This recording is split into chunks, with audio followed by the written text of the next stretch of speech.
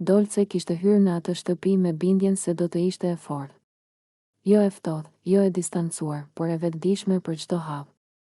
Ajo e dinte që çdo derë e mbyllur kishte sy, çdo heshtje kishte jehon dhe çdo afrim interpretohej. Megjithatë, kishte gjëra që nuk planifikohen dot, ditët kalonin me një ritëm të çuditshëm. Ngadalë, por me peshë. Çdo mëngjes sillte një version paksa ndryshe të vetes dhe çdo mbrëmje e kthente në mendime më të thella. Dolce filloi ta ndjente veten të ndarë mes asaj që ishte dhe asaj që pritej të ishte. Limi nuk u shfaq si dikush që kërkonte vëmendje. Përkundrazi, ishte aty, i qetë, i vëmendshëm, gjithmonë një hap larg, sikur të mos donte të prishte balancën. Pikërisht kjo e bëri të dukshëm për të. Jo fjalët, por mënyra si dëgjonte. Jo veprimet e mëdha, por prania, fillimisht ishte thjesht bisedë.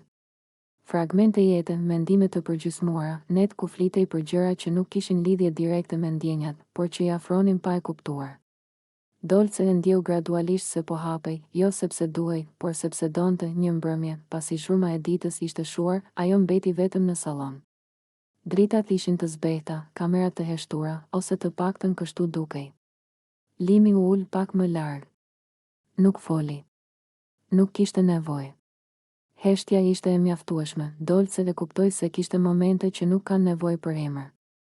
Momente që nuk kërkojnë sqarim.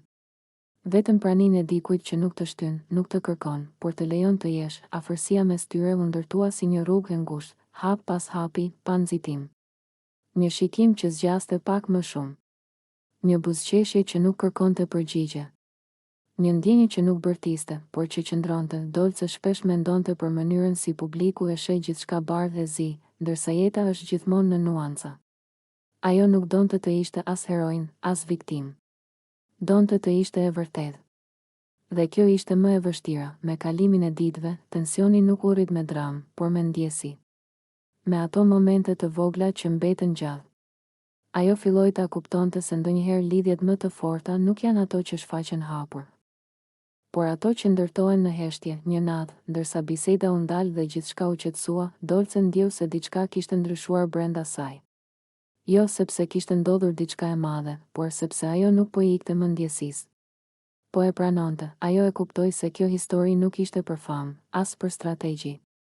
Ishte për një moment njerëzor, për një ndjesi që nuk blihet dhe nuk shitet.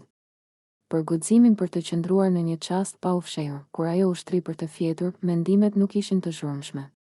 Ishin të qarta. Dhe kjo ishte e re për të. Nuk kishte premtime. Nuk kishte plane. Vetëm një ndjenjë që i thoshte se diçka e vërtet kishte ndodhur, qoftë edhe vetëm brenda saj. Disa histori nuk kanë kulm dramatik, ato nuk mbyllen me zhurmë, ato thjesht lënë një shenjë të heshtur, dhe kjo është mjaft.